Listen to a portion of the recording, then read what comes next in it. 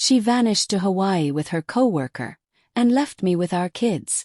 Then she came crawling back. It was a scorching, restless Sunday afternoon. The kind of day where the air itself feels heavy. I had just wrapped up coaching a local youth soccer game and was making my way over to the community center to pick up the kids, Liam, Ellie, Mason, and Josh, from a weekend science camp. My wife, Vanessa, had signed them up a couple of weeks earlier. Said it would stimulate their creativity, or something like that. I didn't question it. She was always in charge of the family calendar. Extracurriculars, appointments, all that. I just followed whatever was written down. I pulled into the parking lot right on time, reached for my phone to text her. Got the kids. Be home in 20. But I never sent it. Because her name popped up first with one text. We're in Hawaii. Take care of the kids. No emojis. No follow-up. I stared at the screen, convinced I'd misread it. I waited for another message. Something like, just kidding. Or wrong chat. But there was nothing. The center doors opened and the kids came bounding out, sweaty and excited. Mason climbed into the front seat. Where's Mom? He asked. I hesitated. She had something come up. I've got you today. Josh looked confused. Ellie frowned. Liam just nodded like he was used to me filling in. We drove home in silence. Well, except for snack requests and a reminder to pick up milk. But inside I was already unraveling. Home I tried calling her. Straight to voicemail. I texted. What does that mean? Who's we? Are you serious? No reply. I called her sister Rachel. Have you heard from Vanessa today? Not since Thursday. Why? No reason, I lied. That night, once the kids were tucked in, I called again. Voicemail. I checked her location through Find My iPhone. Disabled. At midnight, I was in the kitchen, staring at that text like it might magically explain itself. But it didn't. She was gone. No argument. No warning. Just a text from paradise. And 4 kids asking when their mom was coming home. The next morning I tried her phone again. Nothing. Then, in a last-ditch effort, I called her employer. Hi, this is Nathan Brooks. My wife, Vanessa, works in project coordination. Just trying to reach her. Wanted to check if she's in today. There was a pause on the other end. She actually resigned last week. Effective immediately. I said nothing. Just hung up. That was the moment I knew. She had planned this. A flight. The silence. Clean break. When the kids went down for their naps, I opened our old shared email. Vanessa was never great with passwords.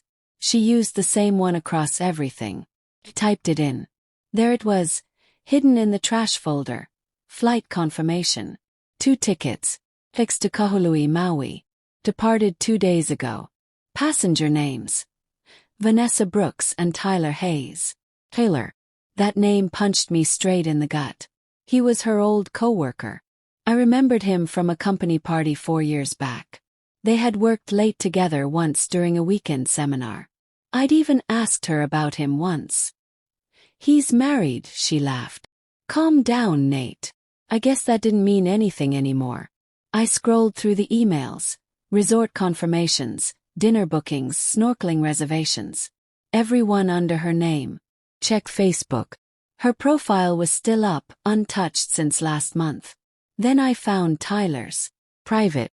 Except for one line in his bio. Living light. Loving hard. Closed the laptop. She didn't just leave me.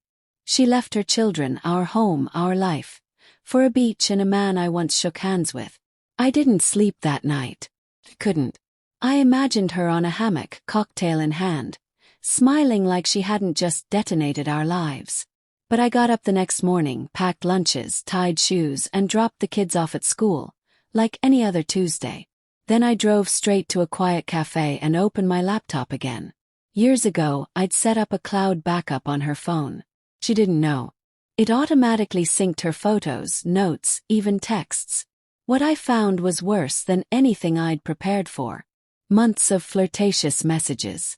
First they were harmless, inside jokes emojis. Then it escalated. Wish I woke up next to you. Can't wait for Maui. Just you and me. No drama. And the one that ended it all for me. He'll be fine. Nathan's too predictable to chase me. He'll just focus on the kids. Like always. I sat there staring at the screen for what felt like hours. I wasn't heartbroken anymore. I was focused. I called Carla Henderson, a friend from college who had become a respected family attorney. We met that same afternoon. I handed her everything. Messages, travel receipts, screenshots. She flipped through the pages and nodded. This isn't abandonment, she said. This is a legal gift. She helped me file for temporary sole custody and financial protections. If Vanessa tried to come back, she'd walk into a courtroom. Not our home. The paperwork was filed before the end of the week. I went home, reheated leftovers, and helped Ellie with her math homework. Vanessa wanted me to fall apart. Instead, I got organized. It was a Thursday when she came back. Weeks had passed. I had just returned from dropping the kids at school when a car pulled into the driveway. She stepped out, hoodie, leggings, eyes puffy, hair messy. "Nathan," she said softly. I didn't move. "Vanessa." She walked up. "Where are the kids?" "School." "Where they've been." "Every day." She tried to step past me. I blocked the door. "You don't live here anymore." "What?" "Nate, come on." It was just a break. I needed time to think. I folded my arms. "Then why disable your phone, resign from your job, and vanish with Tyler Hayes?" She went pale. "I thought you'd understand," she muttered. "You always said I was overwhelmed." "No," I said. "I said you were avoiding accountability. Big difference." She opened her mouth to speak. I handed her an envelope. She opened it. Custody papers, disclosures, court orders. "You're not taking them," I said. "You left them." "This is insane," she snapped. "You're punishing me for being human." "No. I'm protecting my kids from someone who disappears when it gets hard." Her eyes welled up. "Tyler changed his mind. He said it wasn't real." I raised an eyebrow. "So now you're here because he bailed?" She said nothing. "I'm not your safety net," I said, stepping inside and closing the door. 2 days later, she showed up at the school. The principal called me. "Mr. Brooks, Vanessa Brooks is here asking to see the children. Please don't release them to anyone but me," I said. When I arrived, she was standing there, sunglasses on like it would hide her panic. "You told them I can't see my own kids," she demanded. "No," I said. "The courts did." I handed the school office a copy of the court order. She followed me outside. "You're making me the villain," she hissed. "You did that yourself," I replied. That evening, her sister Rachel called me. "Nathan, what the hell is going on? Ask Vanessa. She says you're keeping the kids from her. She vanished for weeks, Rachel. With another man. Left no word. You tell me who's keeping what from whom." Rachel went quiet. "She told me you'd never chase her." "Because I didn't," I said. "I stayed. For the kids. For myself." Weeks later, we were in court. Her lawyer tried spinning it as a breakdown, temporary instability. But Carla laid out the facts. "Your Honor, Vanessa Brooks didn't have a breakdown. She booked a vacation. With her affair partner. She left her children without warning. And returned only when that relationship ended." The judge, a stern woman named Judge Latham, turned to Vanessa. "Do you deny any of this?" Vanessa whispered, "No." "Then custody remains with Mr. Brooks." The gavel fell like thunder. Word spread quickly in our town. Not because I told anyone, but because Vanessa tried showing up at Mason's baseball game. Security escorted her out before she even reached the bleachers. She vanished again after that, deleted her socials, moved in with her dad. Tyler's wife, Amanda Hayes, even reached out to me. "I think we've both been lied to," she said. "I'm divorcing him. And suing Vanessa for alienation of affection." Apparently, that's still a valid claim in our state.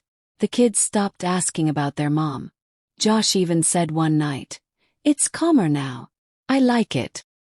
Then came her last message. I miss them. Please, Nate. I'm better now. I stared at it for a long time. Thought about replying. Maybe sending her a photo of Ellie's art project. Or Liam's science trophy. But I didn't. I turned the phone over and left it on silent. Vanessa thought I wouldn't fight. She thought I'd crumble. She was wrong. Some people believe chaos makes them powerful. They think leaving makes them free. But real strength is staying. Showing up day after day. And that's exactly what I'll keep doing. Every single day.